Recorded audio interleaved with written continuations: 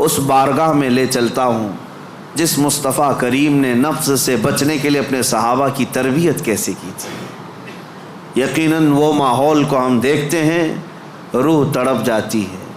سیدنا ابو بکر صدیق رضی اللہ تعالیٰ، اللہ اکبر، وقت کے خلیفہ ہیں، حضور پاک صلی اللہ علیہ وسلم کے بعد خلافت کے تخت پر، لیکن اپنے نفس کے خلاف کرنے کے لیے، خواہشات کے خلاف جانے کے لیے، کھانے پر کنٹرول، سونے پر کنٹرول، ہر چیز پر کنٹرول۔ اتنی غربت کا ماحول تھا کہ سارے صحابہ نے بیٹھ کر کے مشورہ کیا کہ خلیفہ کا کوئی وظیفہ جاری کریں، تنخواہ، ورنہ وہ بھوکے رہ جائیں گے۔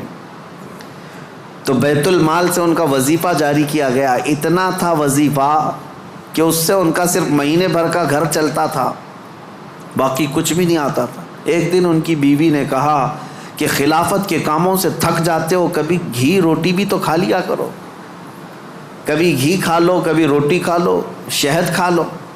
حضرت ابوبکر صدیق نے کیا کہا جانتے ہیں؟ اتنے پیسے کہاں ہیں کہ گھی اور شہد خرید سکوں؟ کون؟ خلیفۃ المسلمین۔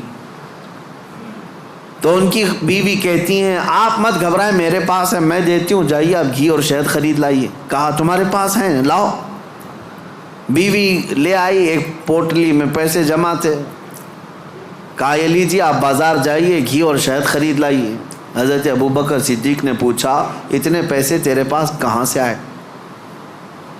تو ان کی اہلیہ نے کہا جو ماہانہ وظیفہ آپ کا آتا ہے، تنخواہ آتی ہے، مہینہ بھر کا خرچہ چلاتی ہوں، تھوڑا تھوڑا بچا کر کے رکھتی ہوں کہ برے وقت میں کام آ جائے۔ حضرت ابوبکر صدیق نے پوری پوٹلی اٹھائی اور لے جا کر کے بیت المال میں جمع کیا اور کہا یہ میری ضرورت سے زیادہ آتا ہے، اسی لیے میرے گھر میں بچ جا رہا ہے، آج سے میرا وظیفہ کم کر دو۔ خواہشات کے خلاف کھڑے ہونے والوں میں پوری دنیا میں اگر کوئی مثال ہے تو صرف رسول اللہ کے صحابہ کی مثال ہے، صرف رسول اللہ کے صحابہ۔ ایک حضرت نعمان بن مقرن ہے، ایک بادشاہ کے دربار میں گئے، حضور کی طرف سے سفیر بن کر کے گئے تھے، قاصد۔ تو بادشاہ کو جب پتہ چلا شاہ عرب مصطفیٰ کریم صلی اللہ علیہ وسلم کا ایک قاصد آ رہا ہے، اس نے سونے کی کرسی لگا دی اور ریشم کا قالین بچھایا۔ میرے عزیزو صحابہ، حضور کے ساتھ ہوتے تو وفاداری، حضور اگر دور ہوتے تو بھی وفاداری۔ اس مجمع میں گئے جہاں پورے کے پورے اغیار ہیں، کوئی مسلمان نہیں تھا، تو اپنی تلوار سے وہ قالین پھاڑتے ہوئے چلے گئے، ہٹا دیا، اور کرسی جو سونے کی تھی اس کو پاؤں سے مار کر گرا دیا، کہا میرے لیے عام سی کرسی لاؤ۔ تو بادشاہ کہنے لگا اب تک میں نے اتنا شاندار رسپیکٹ استقبال کسی کا نہیں کیا جتنا ان کا کیا، کتنا غرور ہے تمہیں، کتنا تکبر ہے۔ حضرت نعمان نے کہا غرور و تکبر ہم میں نہیں تم میں ہے، غرور و تکبر کی وجہ سے نہیں۔ میرے مصطفیٰ کریم صلی اللہ علیہ وسلم نے فرمایا ریشم کا استعمال مرد کے لیے حرام ہے، سونے کا استعمال مرد کے لیے حرام ہے، اور جو میرے مصطفیٰ نے حرام فرمایا پوری دنیا میرے پاس لا کر رکھو، میں ٹوکر ماروں گا۔ یہ ہے خواہشات کے خلاف کھڑا ہونا، ورنہ ہوتا کیا ہے، دنیا نہیں دیکھ رہی، ہمارا ماحول نہیں ہے، چلو کمپرومائز کر لو، آج یہاں مل رہا ہے۔ کچھ لوگ تو یہی سوچ کر کے ایسی محفلوں میں جا کر بیٹھتے ہیں جن محفلوں میں بیٹھنا ایک غلام رسول کو کبھی زیب نہیں دیتا۔ شرابیوں کی محفل میں بیٹھ گئے، کبابیوں کی محفل میں بیٹھ گئے، تمہارا کام نہ اصلاح کا ہے نہ تبلیغ کا ہے، پھر بھی جا کر کے ایسوں کے درمیان بیٹھ گئے۔ کیوں؟ کوئی دیکھ تھوڑی نہ رہا ہے، کوئی دیکھ تھوڑی نہ رہا ہے۔ اور کبھی کن کفار و مشرکین کے بیچوں بیچ بیٹھ گئے گپیں لگاتے ہوئے، اور پھر یہ سوچتے کوئی دیکھ تھوڑی نہ رہا ہے۔ بیٹھا تو بیٹھا لیکن ان کی حرکتیں بھی کرنے لگ گئے۔ ایک صاحب، اور ویسے تو بہت سارے ہیں، خواہشات ان کو کہاں تک لے جاتی ہے، خاص طور پر نیتا گیری کرنے کے وقت سب بھول جاتے ہیں دین کیا ہے، اسلام کیا ہے، میرے مصطفیٰ کی تعلیمات کیا ہیں۔ چند لوگوں کو راضی کرنے کے لیے اور ایک کرسی کی خواہش کے لیے کسی بھی مورتی کے سامنے ناریل بھی چڑھا دیں گے، ککم بھی لگا دیں گے، سب کر لیں گے۔ اور پھر وہ یہ سوچتے ہیں تھوڑا سا کر لینے سے کیا ہوگا؟ وہ رسول اللہ کے صحابہ بادشاہوں کے دربار میں کھڑے ہو کر کے بھی کمپرومائز نہیں کرتے تھے. تو محلے گلی کوچے کی کرسیوں کے لیے دین بیچ جاتے ہیں. یہ خواہشات پر کنٹرول نہ ہو تو آدمی ہر چیز کا غلام ہے، ہر چیز کا غلام ہے.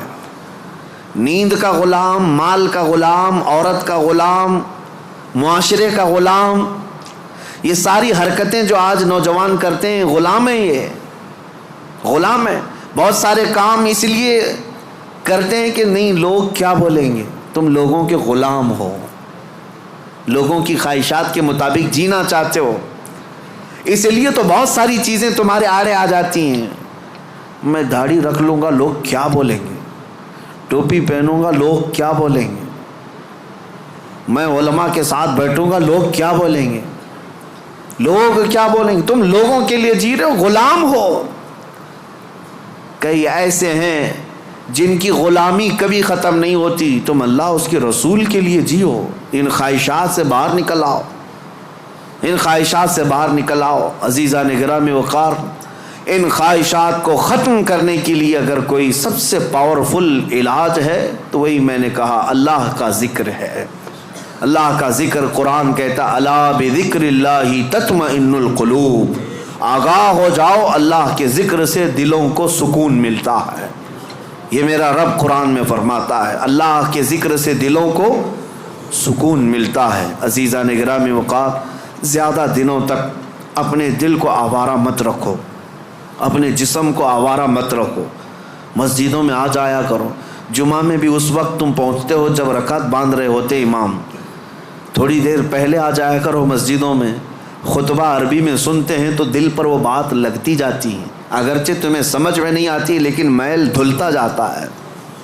جمعہ میں بھی تاخیر سے آتے ہو اور پھر سلام پھیرنے کے بعد بھاگ جاتے ہو. تھوڑی دیر کھڑے ہو جاؤ، میرے مصطفیٰ کی بارگاہ میں سلام تو پیش کر دو. جب کھڑے ہو جاؤ گے سلام کے لیے، یقیناً رسول اللہ تمہیں تمہارے باپ کے نام سے پہچانتے ہیں.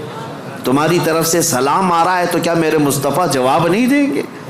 ادھر سے اگر جواب آیا تمہارے سلام کا تو یقیناً تمہارے دل کی صفائی ہے اس میں. ان محفلوں سے کب تک تم بھاگتے رہو گے؟ مسجدوں میں کبھی وقت سے پہلے آ جاؤ. حضور پاک صلی اللہ علیہ وسلم نے ایک چیز بیان فرمائی، وہ میں آپ کے سامنے رکھتا ہوں. منافق اور مومن کی پہچاننے کا طریقہ کیا ہے؟ حضور فرماتے ہیں منافق مسجد میں سب سے لیٹ آتا ہے اور سب سے جلدی بھاگتا ہے.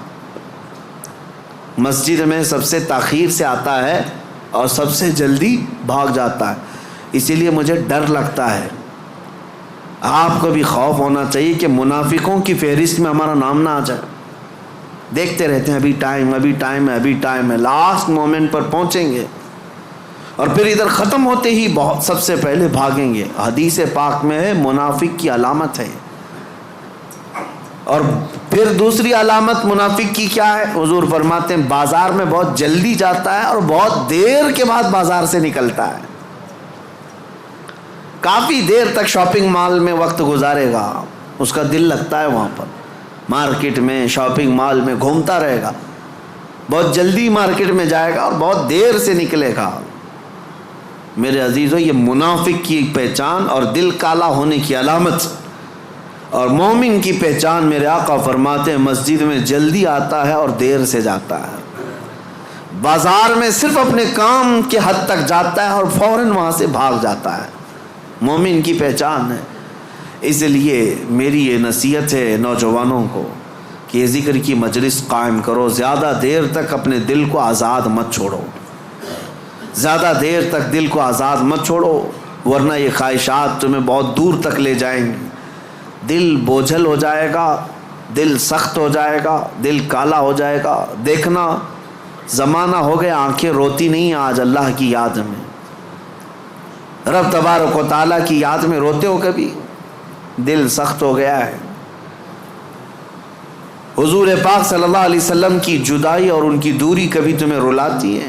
موت آنے والی ہے، کیا وہ قبر کی سختیاں اور اس کی تنہائیاں تمہیں کبھی رلاتی ہیں؟ سوچ کے روتے ہو کہ کیا ہوگا میری قبر میں جب مجھے ٹائٹ باندھ کر کے لوگ چھوڑ کر چلے جائیں گے؟ کیا ہوگا میرے ساتھ جب اوپر نظریں اٹھاؤں گا تو تختیاں بند نظر آئیں گی؟ گھٹن محسوس ہوگی قبر میں، کیا ہوگا؟ اس یاد سے کبھی آنکھیں روتی ہیں؟ یہ کیوں نہیں رو رہی؟ بہت دن تک تم نے دل کو آزاد چھوڑ دیا، بہت دنوں تک خواہشات کے پیچھے چلتے رہے، گھنٹوں تم موبائل میں بیٹھے رہے، گھنٹوں تم ٹیلی ویژن کے سامنے بیٹھے رہے، گھنٹوں تم میچ میں میدان میں گھومتے رہے، گھنٹوں شاپنگ بھی کرتے رہے، گھنٹوں لوگوں کے ساتھ گپیں بھی لگاتے رہے، لیکن اپنے رب کے حضور نہ کبھی بات کرنے کی فرصت ملی، نہ اس سے دعا کرنے کی فرصت ملی۔ تمہیں پتہ ہے دنیا والے مانگنے سے ناراض ہوتے ہیں، اور حدیث پاک میں ہے اگر بندہ مسجد میں آیا اور اللہ کی بارگاہ میں دعا نہ کر کے گیا، اللہ اس سے ناراض ہوتا ہے کہ مجھ سے مانگتا تک نہیں اب یہ بندہ، تمہارا مانگنا اسے پسند ہے پھر بھی تم مسجد میں نہیں ہو۔ یہ خواہشات ہیں جو تمہیں یہاں سے بھگا کر لے جاتی ہیں، تم گھنٹوں دنیا کے لیے گزار لیتے ہو۔ میرے عزیزوں بدل لو اس ذکر کی مجلس میں اللہ کی بارگاہ میں یہ دعا گو بھی ہوں کہ آج شاید اس سے قبل بھی یہاں پر ایک بار ذکر کی مجلس ہم سجائے تھے، بہت پہلے میں یہاں آیا تو ہوں، بیان ہوا ہے، ذکر کا مجھے یاد نہیں، اگر نہیں ہوئی تھی تو شاید یہ پہلی مجلس ہے اور اللہ اس کو ہمیشہ قائم فرمائے۔ میں رہوں یا نہ رہوں، ذمہ داروں سے گزارش ہے کہ اس مجلس ذکر کو اس نیت سے قائم رکھو کہ ہزاروں دلوں کے سکون کا ذریعہ ہے، ہزاروں دلوں کے سکون کا ذریعہ ہے۔